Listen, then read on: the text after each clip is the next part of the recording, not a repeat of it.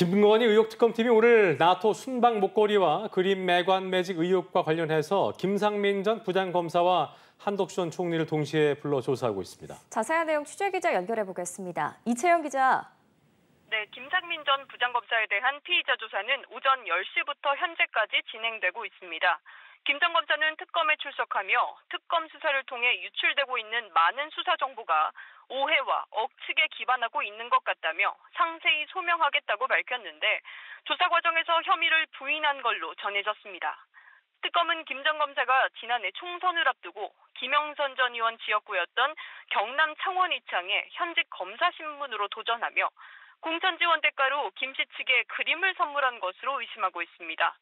특검은 오늘 김 전 검사를 상대로 그림을 건넨 목적이 지난해 총선이나 국정원 임용과 연관성이 있는지 추궁할 전망입니다.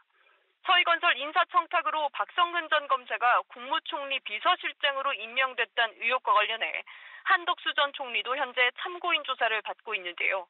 귀금속의 대가성에 주목하고 있는 특검은 상사였던 한 전 총리를 상대로 당시 비서실장 임용 배경 등을 캐묻고 있는 걸로 보입니다. 또 김 씨 일가가 운영하는 요양원에서 고가의 명품 시계와 귀금속 등을 압수한 걸로도 전해졌는데 김 씨 측은 자신과는 무관하다는 입장입니다. 네, 특검팀은 김건희 씨가 세계문화유산인 종묘를 사적으로 이용했다는 의혹에 대해서도 본격 수사에 나섰다고요? 네, 그렇습니다. 특검은 김건희 씨가 세계문화유산 종묘를 사적으로 무단 이용했다는 의혹과 관련해 이번 주 금요일 유경옥 전 행정관을 소환해 경위를 들여다본다는 계획입니다. 김 씨는 지난해 9월 종묘 안 망묘루에서 비공개 차담회를 가졌는데 민간인과의 사적 만남에 국가 유적지를 사용했다는 지적이 제기돼 왔습니다. 특검팀은 최근 종묘관리소장 등 관련 공무원들 조사를 벌여 당일 사실관계도 어느 정도 파악한 상태로 김 씨에 대한 직권남용 등 여러 법리를 검토하고 있다고도 밝혔습니다. 한편 특검은 대통령실 의전비서관의 자녀 학교폭력 무마에 김 씨가 관여했다는 의혹에 대해서도 부당 외압 행사가 있었는지 들여다보기 위해 성남교육지원청으로부터 자료를 제출받는 등 내사에도 착수했습니다. 자, 그리고 오늘 국회 본회의에서 권성동 의원에 대한 체포 동의안이 보고됐는데 특검이 구속 필요성을 상세히 적시했다면서요.